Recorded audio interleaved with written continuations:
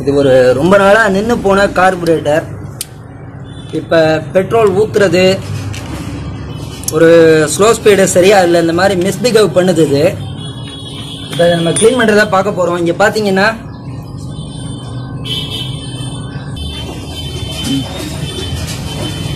Carburettor manifold எல்லாமே பாத்தீங்கன்னா petrol வழிந்து, இப்போ நம்ம அவுத்துருக்கோம், பெட்ரோல் வழிந்து ஒரு பேக்ஸ் மாதிரி இது மேலே ப்ரஷ் பண்ணி பெட்ரோல் போட்டால் கூட வரல. இப்போ இதை நம்ம என்ன பண்ண போறோம்னா அப்படியே இப்போ பாயில் பண்ண போறோம். அப்படியே வெந்நீரில் போட்டு பாயில் பண்ண போறோம். அதுக்கு முன்னே பார்த்தீங்கன்னா இதில் இருக்கக்கூடிய ரப்பர் பார்ட்ஸ் எல்லா ரப்பரையுமே ரிமூவ் பண்ண போறோம் நம்ம.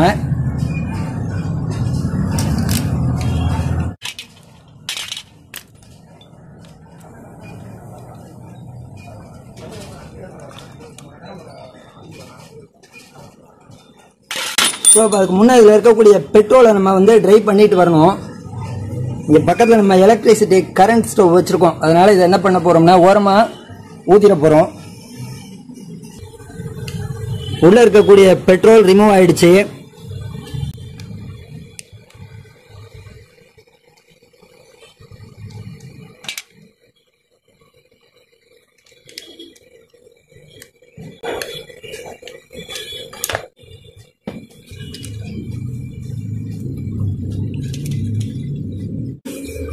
ஸ்க்ரூ எல்லாம் பார்த்தீங்கன்னா ஜங்காவே இருக்கு, ஒண்ணுமே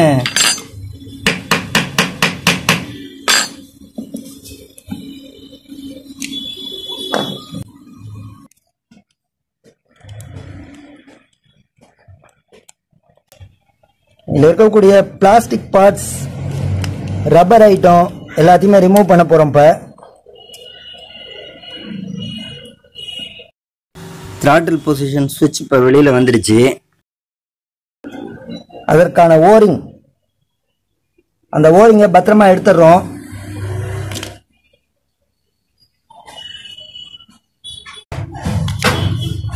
அடுத்தா பார்த்தீங்கன்னா இந்த ஸ்க்ரூ ரிமூவ் பண்ண போறோம். இந்த ஸ்க்ரூ ரிமூவ் பண்றதுக்கு சரியான பிட்டு போடணும். நம்ம இம்பேக்ட் பிட் யூஸ் பண்ண போறோம்.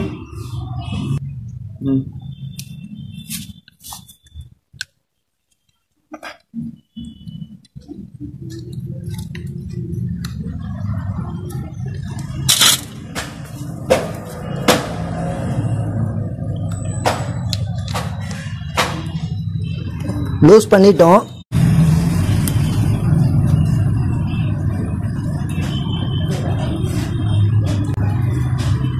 இது சோக்குக்கான பட்டர்ஃப்ளை.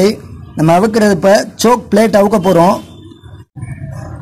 ஒரு ஸ்க்ரூ ரிமூவ் ஆயிடுச்சு. ஆனால் இது இம்பாக்ட் ஸ்க்ரூ டிரைவர் பிட். இந்த பிட் இல்லைன்னா கண்டிப்பா நம்மளால இந்த ஸ்க்ரூவை அவுக்க முடியாது.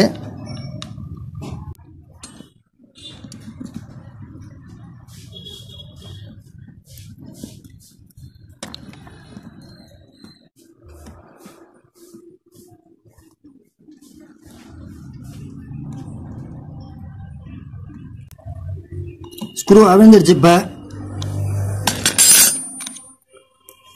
இப்ப அந்த சோக் பிளேட் எடுத்துடுறோம்.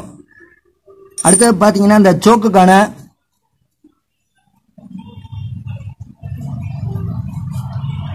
எல்லாமே பிடித்திருக்கிறதுல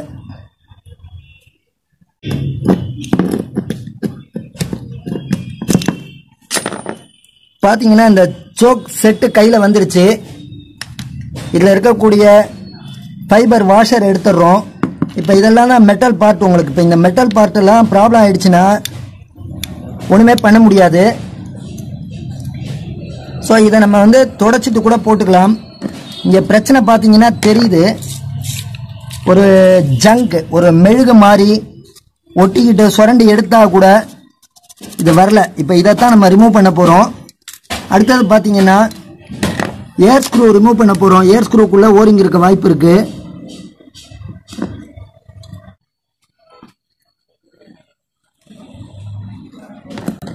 ஸ்க்ரூ வெளியில் வந்துடுச்சு. இப்போ இதில் ஒரு மெலிசு கம்பி போட்டு நம்ம உள்ளே இருக்கக்கூடிய ஸ்ப்ரிங் ஓரிங் ரெண்டையும் எடுக்க போகிறோம். உள்ள ஒரு வாஷர், ஸ்ப்ரிங், ஓரிங் மூணுமே இருக்கும். இப்போ ஒரு மெலிசு கம்பி, ஸ்ப்ரிங் வந்துடுச்சு. அடுத்து உள்ள ஒரு வாஷர் கண்டிப்பாக இருக்கும், ரப்பர் வாஷர். மெட்டல் வாஷர் வந்துடுச்சு. ஸோ இதுக்கு முன்னே ஒர்க் பண்ணவங்க இதுக்குள்ள ரப்பர் வாஷர் போடலை அப்படிங்கிறது தான் உண்மை. உள்ள ரப்பர் வாஷர் இல்லை, மெட்டல் பார்ட்டு தான் தெரியுது நமக்கு.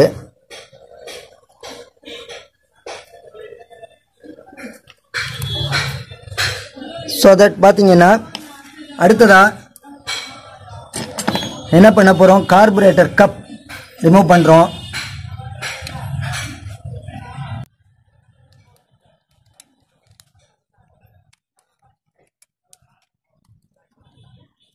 இதை பவல் கப் அப்படின்னு சொல்லுவோம்.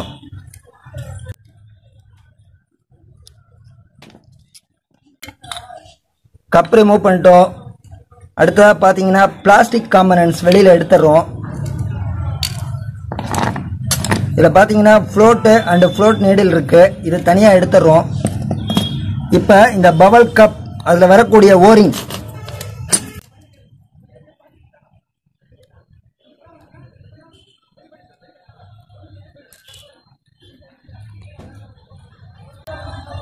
இந்த ஓரிங் ரிமூவ் பண்ணிடுறோம். அடுத்தது மெயின் ஜெட் ரிமூவ் பண்ணிடுறோம். ஸ்லோ ஸ்பீடு ஜெட்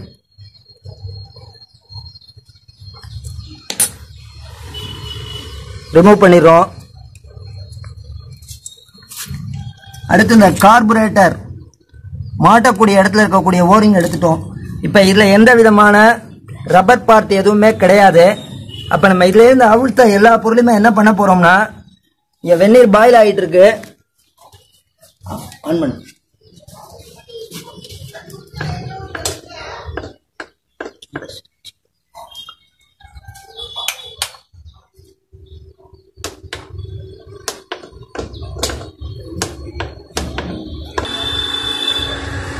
ஸோ இப்போ இதிலிருந்து அவிழ்த்த எல்லா மெட்டல் பார்ட்டையும் நம்ம என்ன பண்ணுறோம், போட்டுறோம்.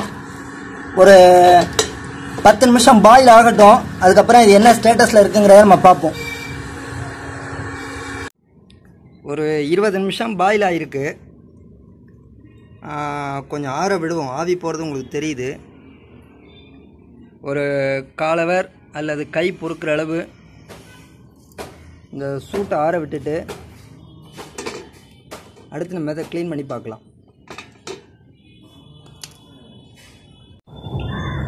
ஸோ இப்போ உள்ள பொருள் எல்லாம் எடுத்துட்டோம். நம்ம எடுத்துட்டு லைட்டாக பெட்ரோல் எடுத்துக்கிறோம். இப்போ பெட்ரோல் ஊற்றுனோட்டே உங்களுக்கு வரது தெரியுது. இது நார்மலாக பெட்ரோலுக்கு வரல. இது வந்து ஏற்கனவே நம்ம பெட்ரோல் போட்டப்ப இது க்ளீன் ஆக மாட்டேன்னு அடம் பிடிச்சிச்சு.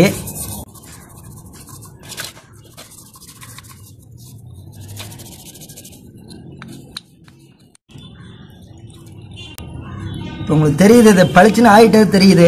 இதில் எந்த வேக்ஸ் எதுவும் இல்லை. இப்போ இங்கே இருக்கிற வேக்ஸ் கூட இங்கே இருக்கிற அந்த ஜங்கு கூட சுத்தமாக போகிறது தெரியுது. கப் ரெடி ஆயிடுச்சு. அடுத்ததாக இந்த மேனிஃபோல்டு. இந்த மேனிஃபோல்டு பார்த்தீங்கன்னா சுரண்ட கூட முடியாமல் இருந்தது. நமக்கு லைட்டாக பெட்ரோல் வச்சு ப்ரஷ் பண்ணோட்டே க்ளீனாக வருது.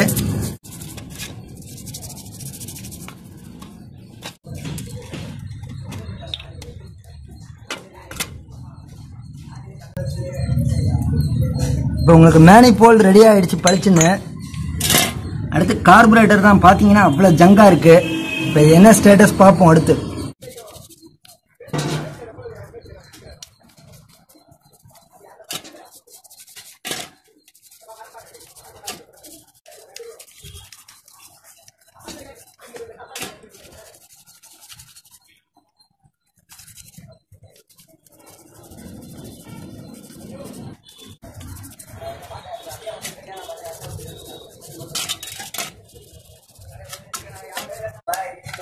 ஆக்சுவலாக கார்பரேட்டர் உள்ள மட்டும் க்ளீன் பண்ணாலே போதுமானது.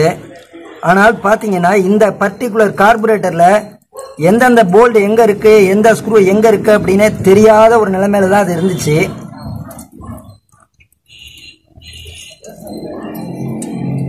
இப்போ உங்களுக்கு கார்பரேட்டர் பாடி தெளிவாக தெரியுது. அடுத்தது நீங்கள் ஒரு சைக்கிள் பம்ப் பார்த்தீங்கன்னா எல்லாமே தனித்தனியாக தெரியுது. ஒரு சைக்கிள் பம்ப் வச்சு ஏர் பிடிச்சிட்டு இதை மாட்ட வேண்டியதான். ஸோ ரொம்ப நாள் நின்று போன வண்டியில் இது வேக்ஸ் ஃபார்மேஷன் அப்படிம்பாங்க. பெட்ரோலில் இருக்கக்கூடிய அடிட்டிவ்ஸ் தனியாக பிரிஞ்சு ஒரு மெழுகு மாதிரி மேலே ஃபார்ம் ஆகுது தான் வேக்ஸ் ஃபார்மேஷன். இப்போ பார்த்தீங்கன்னா தெரியுது உங்களுக்கு இந்த மேனிஃபோல்டெல்லாம் பக்கா க்ளீன் ஆகிடுச்சு. இந்த மாதிரி ஒரு கேட்டகரி, இந்த மாதிரி ஒரு பிரச்சனை வந்துச்சுன்னா நீங்கள் இந்த முயற்சியை ட்ரை பண்ணி பார்க்கலாம்.